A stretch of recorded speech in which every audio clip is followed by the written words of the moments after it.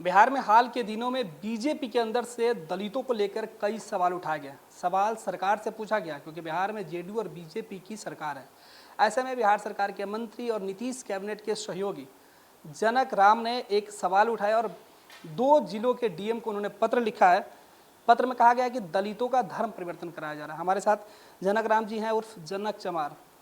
Sir, क्या पूरा मामला? आपने 2 पत्र लिखा, आखिर ऐसी क्या जरूरत पड़ी कि आप अपने ही सरकार में रहते हुए आप डीएम को पत्र लिखते हैं? मुझे लगता है कि सरकार का अंग होने का मतलब मैं अपने समाज की बातों को आपके माध्यम से प्रदर्शित करने का काम है, मैं करता हूँ। जैसे आपने सवाल किया दलित, तो भारतीय जनता पार्टी ने देश के यशस्वी प्रधानमंत्री आदरणीय नरेंद्र मोदी जी के नेतृत्व में और एनडीए सरकार बिहार प्रदेश के हम सब के नेता और अगुवा यशस्वी मुख्यमंत्री नीतीश कुमार जी के नेतृत्व में कटिबद्ध है कि सरकार को रहते दलित हो, शोषित हो, पीड़ित हो, अल्पसंख्यक हो, किसी भी समाज के संप्रदाय के लोगों को किसी प्रकार की ठेस न पहुँचे। समतामूलक समाज बनाने के लिए देश के संविधान परम पूज्य बाबा साहब डॉक्टर बी.आर. अम्बेडकर ने दिया है और उनके बताए रास्ते पर ये देश और प्रदेश चल रहा है।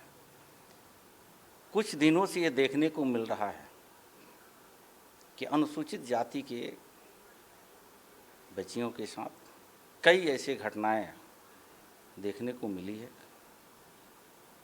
देर ही सही, लेकिन जैसे शासन और प्रशासन को संज्ञान में दिया जाता है, त्वरित कार्रवाई होती है, न्याय मिलता है।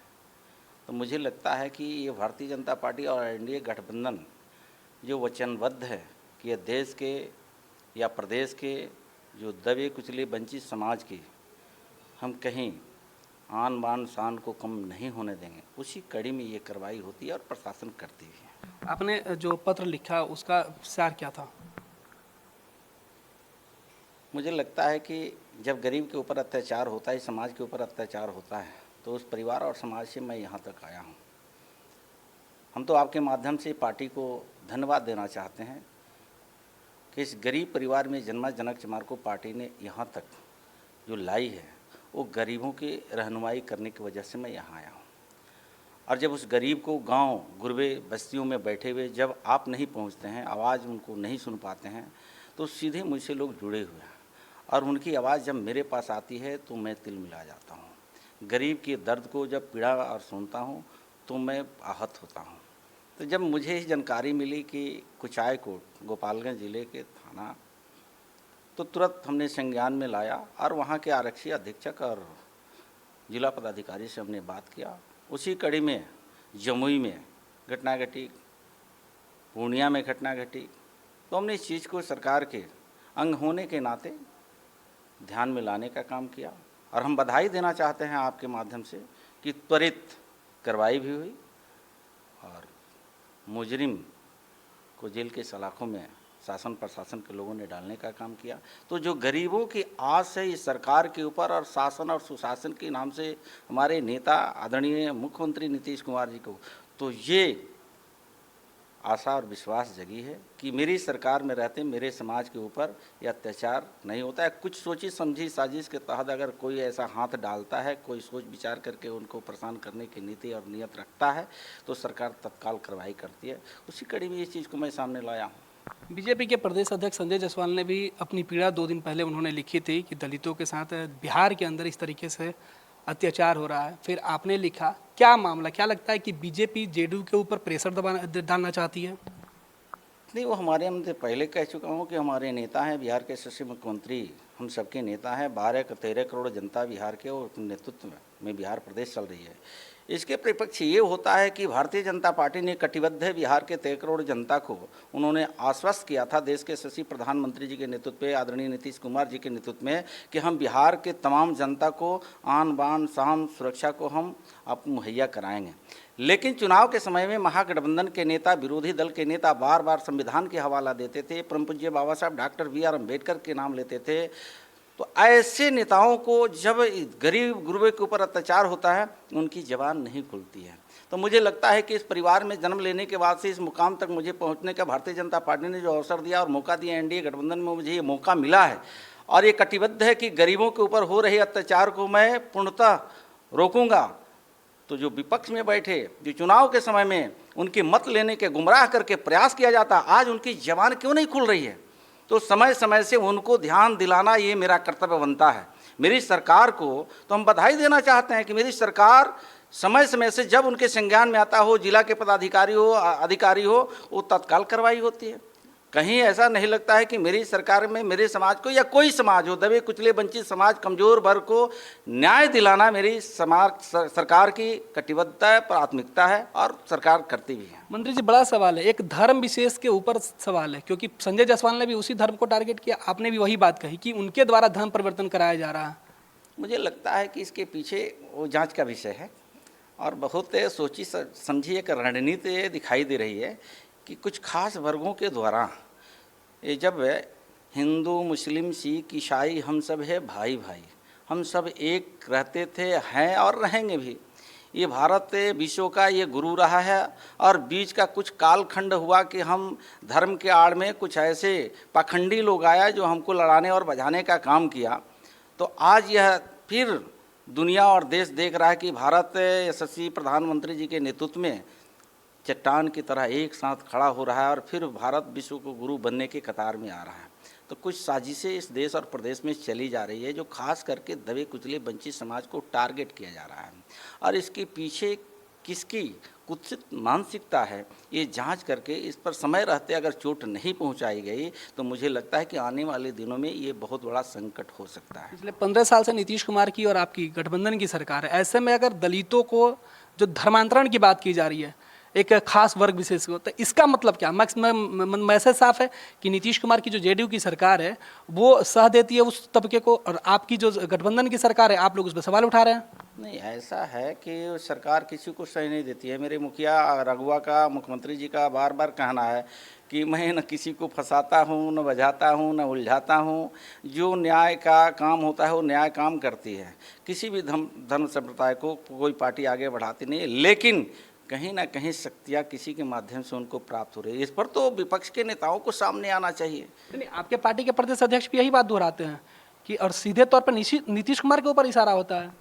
नहीं, ऐसा कुछ नहीं है। वो तो हमारे शीर्ष नेता है, यशस्वी प्रदेश अध्यक्ष आदरणीय संजय जायसवाल जी के नेतृत्व में हम सब आगे बढ़े, फले फूले पार्टी का काम करते हैं। मैं कार्यकर्ता के नाते ये कह रहा हूँ कि जो प्रदेश अध्यक्ष जी का या मेरा ये कहना है, बिहार प्रदेश में जो दबे कुचले वंचित समाज के लोगों को शेड्यूल कास्ट के खास करके जो टारगेट किया जाता है, चिन्हित किया जाता है एक खास वर्ग के पार्टियों के द्वारा, तो वो पार्टी आज क्यों चुप बैठी हुई है? उसको तो सामने आना चाहिए, रहनुमाई करना चाहिए। लेकिन रहनुमाई जब चुनाव के समय में उनकी बात आती है तो मुझे लगता है कि धोखा है। दलितों के सामने ये रहनुमाई उनकी एकदम सरासर थोथी ये अपील है। इसलिए समय रहते ये समाज के बेटा होने के नाते मुझे सामने आना पड़ता है, मुझे कहना पड़ता है। और समाज अब समझ भी गई है कि अब ये न्याय प्रिय शासन केंद्र और राज्य में बैठी मेरी ही सरकार से मिल सकती है, दूसरे से नहीं उसकी आशा और उम्मीद है। जिस पार्टी के ऊपर आपका आरोप है, आरजेडी के ऊपर या जेडीयू के ऊपर, दोनों ही मुसलमानों को लेकर काफ़ी सॉफ्ट कॉर्नर रखती है।